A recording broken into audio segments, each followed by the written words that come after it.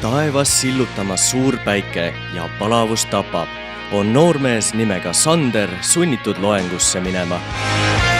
Autokooli loengusse. Teel sinna kohtab ta juhuslikult oma sõbrannasid. Põgusa jutuajamise sees räägib Sander, et tal on kiire, kuna ta on sunnitud autokooli minema.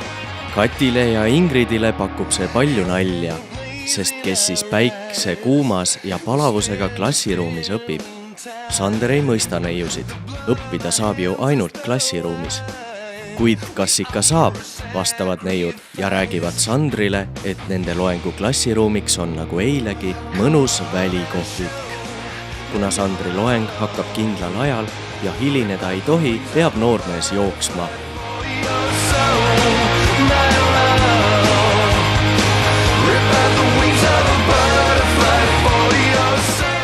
Samal ajal, kui Sander umbses klassiruumis mossitab ja viimast õhku ahmib, tutvuvad meie ilusad neiud e-õppe võimalustega.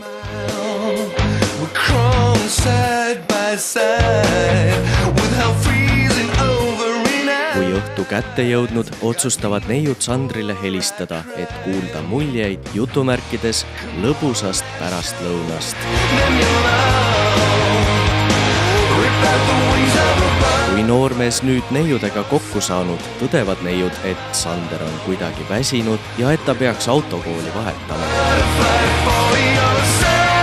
Küsimuse peale, mis asi see e-õpe on, rääkisid neiud Sandrile, et vabas õhus saab läbida nii mootorratturi, sõiduautojuhi, mopeedi ja esmaabi koolitusi.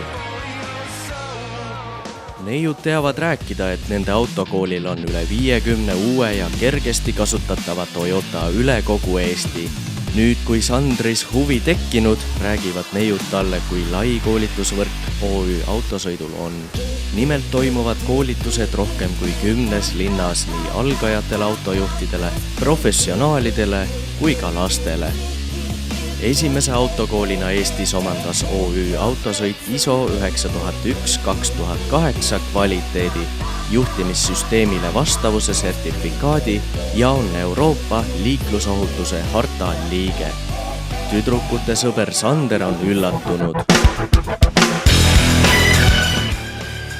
Kui Kati oli Sandrile rääkinud, et neiud said proovida turvavöö tooli, hakkas noormeest huvitama, ega see ainuke atraktsioon OÜ autosõidus pole.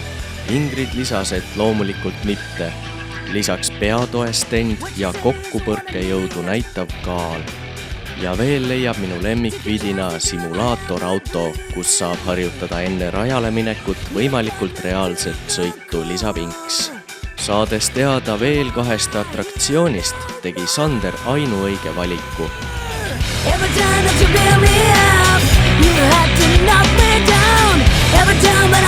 Pöörlevas autos saab kogeda olukorda, kus auto on üle katuse paiskunud, kuidas ennast õnnetuse ajal hoida ning mismoodi tagurpidi autost välja saada. Nüüd on neiud vaata et rohkemgi üllatunud kui Sander. Keset päikselist palavat päeva on võimalik sõita libeda rajal. Neiud küsivad Sandrilt, kas sa nüüd usud. Sander vastab nüüd, ma tean, OÜ autosõit pole kohustus, vaid lõbu. OÜ autosõit. Lõbu, mitte kohustus.